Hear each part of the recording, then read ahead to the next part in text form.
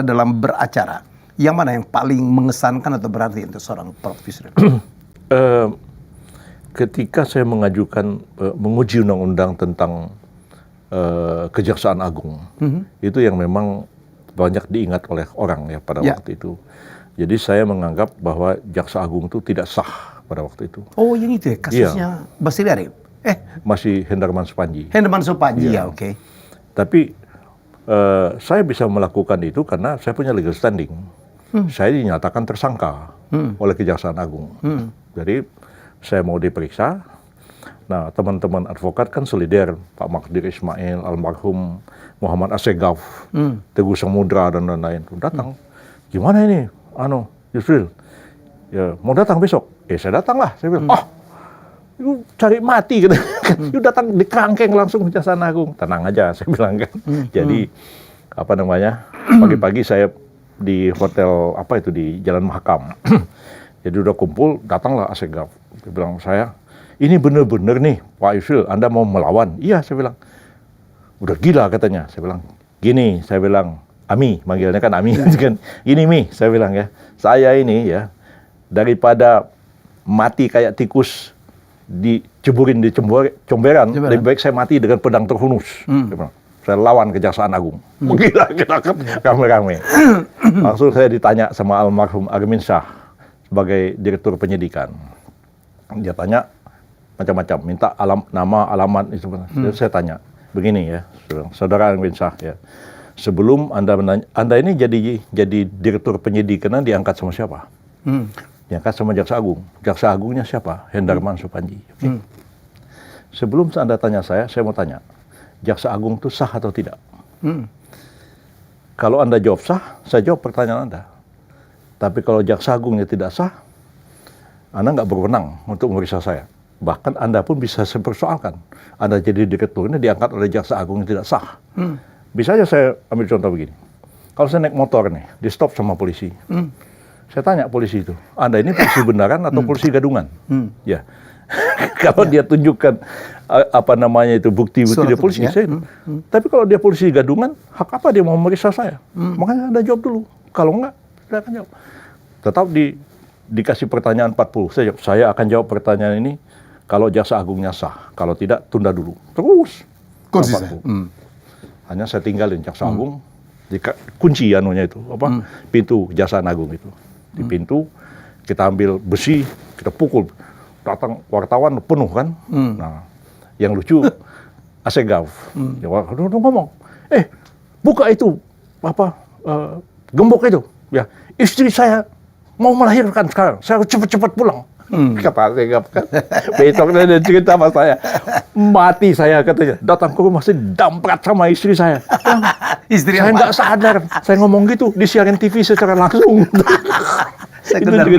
Lucu banget orangnya. Lucu banget Assegaf itu. Tapi memang akhirnya kita rusakin pintu, kita keluar.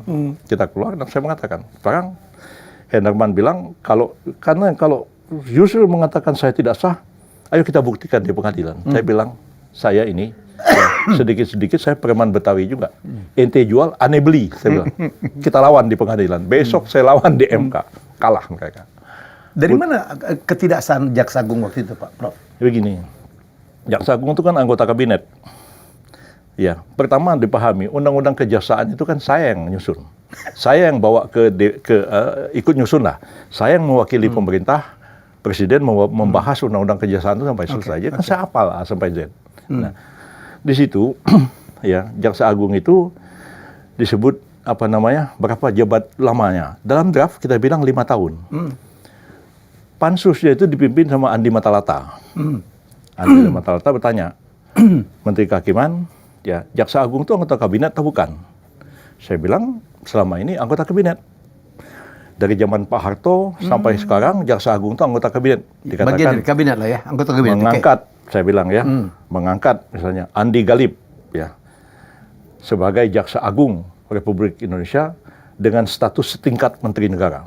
Itu mengangkat Faisal Tanjung sebagai Panglima TNI berkedudukan sebagai setingkat Menteri Negara. Jadi ini ada SK-nya, dia itu adalah anggota kabinet. Nah, Kalau dia anggota kabinet, kata Andi Matalata, nggak perlu dicantumkan 5 tahun jabatannya. Kan kalau udah pasti. presiden selesai, ya selesai. Akhirnya kita sepakat tidak dicantumkan berapa jabatannya, berapa masa jabatannya. Jadi, singkat cerita, kabinet SBY itu di tengah jalan, Jaksa Agung kan Abdurrahman Saleh. Ya, digantilah sama si Hendarman Supandji.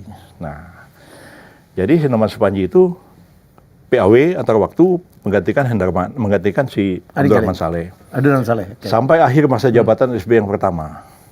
Jabatan SBY yang kedua, dilantiklah anggota kabinet yang baru. Jaksa Agung tidak ada dilantik. Nah, Diteruskan.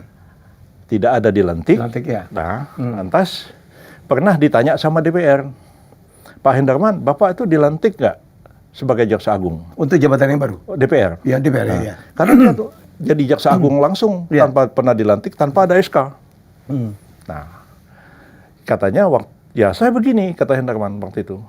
Setelah selesai pelantikan kabinet, salam-salaman. Terus Pak SBY, ya tepuk-tepuk bahu saya. Pak Hendarman, Bapak tetap Jaksa Agung ya? Ya, saya pikir ya saya tetap Jaksa Agung, kata Hendarman. Itu yang saya lawan di MK. Dan saya ingat tuh Pak Laica Marzuki, Profesor Laica Marzuki dihadirkan sebagai ahli. Saksi ahli. Ya. Ditanya sama MK, apa sah orang jadi Jaksa Agung dengan ditepuk-tepuk begini? Pak Laica bilang, sah. Hah? Gitu. Tapi itu di Republik Mimpi, katanya. Terus dia menerangkan apanya Amts dan Amtsdragers. Jadi Amts itu jabatan, Amtsdrager jadi orang yang mengisi jabatan itu. Dia bilang, orang mengisi jabatan harus dengan beslit. Nah, bahasa Belandanya begitu. Harus dengan surat pengangkatan. Hendarman Supandji itu diangkat sebagai Jaksa Agung di kabinet pertama sebagai PAW. Kabinet kedua, dia tidak ada SK-nya dan tidak pernah dilantik. Berarti dia illegal. Dan setelah berdebat panjang di situ, MK memutuskan bahwa Jaksa Agung itu tidak sah. Dan Pak Mahfud pada waktu itu, dia jam. Sekarang ya, tanggal ini dibilang jam 2:30 menit Republik Indonesia tidak punya Jaksa Agung lagi. Tok, diketok palunya. Sore itu saya challenge SBY, berhentikan Hendarman itu. Kalau enggak, saya bilang tidak akan hadap. Terus saya bertemu Pak SBY, saya bilang, Pak, ya saya ini kalau mau melawan presiden, saya nggak perlu bawa 1.000 orang, saya bilang. Saya sendiri aja yang melawan. Buat apa bawa massa 10.000? Saya sendiri bisa menjatuhkan presiden kok, saya bilang. Dengan cara saya lihat Jaksa Agung saya jatuhin. Masih Denny Indrayana nih, masih bela-belain dengan Pak Sudi, macam-macam. Akhirnya ya saya datang ke Pak SBY. Ya saya ngomong Pak SBY pada waktu itu, berhentikan atau tidak? Kalau tidak, saya akan melawan presiden dengan cara saya sendiri. Besoknya diberhentikan. Itu kemenangan terbesar itu seorang. Saya pikir ya itu saya nggak bisa lupa peristiwa itu.